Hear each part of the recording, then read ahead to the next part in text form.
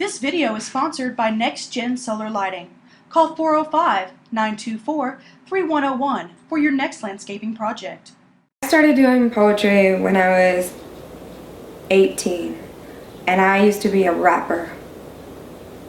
I was a really dope rapper. And, not really. But I would go to Galileo's in the Paseo Art District.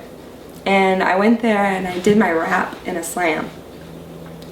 And I won the slam. The first time I did the slam, I won $12, 2 cigarettes, and a condom. And I had never won anything in my life. And I was all about hip hop, I was all about partying, I was all about, you know, what kind of drug can I do this weekend, you know. When I realized there was a sport that I could be good at, and there was something that I could win something in, I threw myself into it. For a year I didn't do anything but write poetry at the coffee shop and go to the poetry slam and read poems. So I was working for the state. I had good state health insurance and benefits, and my mom kind of felt like I had arrived.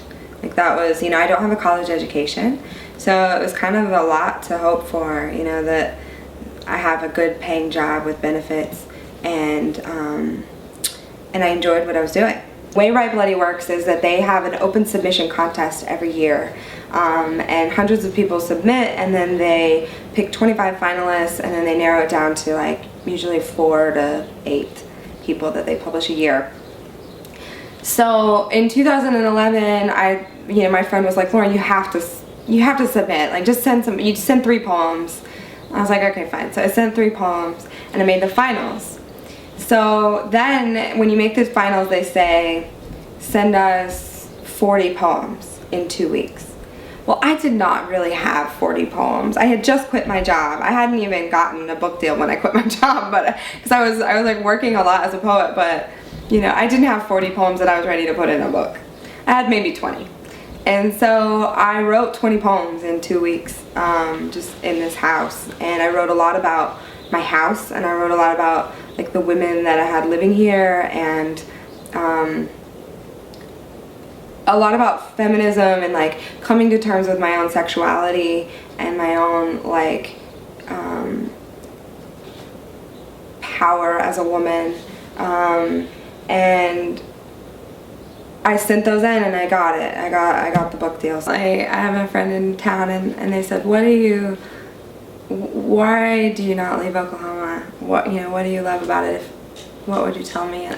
And I said people in Oklahoma have no idea how cool they are. Like, you talk to anybody from Oklahoma, and it's just like they're just so down to earth, and they're so like who they are. And there tends to be, not as much anymore, but there tends to be this slight like insecurity or inferiority complex, but I think it creates a humility that is so endearing to me.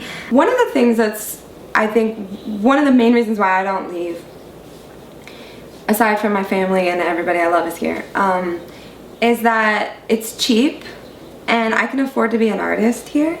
You know, my rent is like sometimes a third of what my friends pay in big cities, and I can travel all over and tour and make a living. I don't make a lot of money, but I make enough to live on, and that's really important to me. I know more and more people that are moving here because they want to live as an artist, and you know, they can do that here. When I bought this house, I thought, I got, you know, the tax credit or whatever from Obama, yay!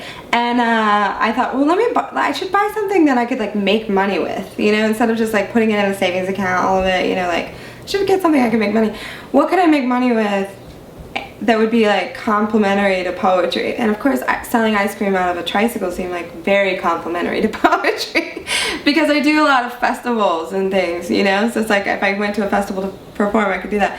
But I haven't done anything with it. It's been in my backyard, you know, for like 2 years. And I'll be hitting the road this summer on my ice cream trike, and I'm gonna take my ukulele player, and we're just gonna do shows all over the country selling books and ice cream. I think the hardest thing with being a performance poet and being a parent is not so much writing, because I've learned how to write and be creative around my schedule as a mom. I've been doing it for so long that that's not so hard. But when they, they go to school, the hard thing is touring. That's a really hard thing. Their dad moved to California.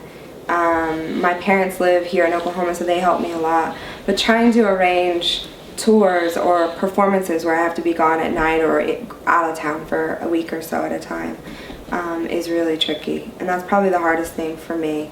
I took them on a tour this last spring break when they have a 2-week spring break, so I took them to the East Coast with me and we did some shows, and they were amazing. It was way more expensive, but they were so good about helping me stay awake on the road and like keep track of the gas expenses, and they were good tour mates.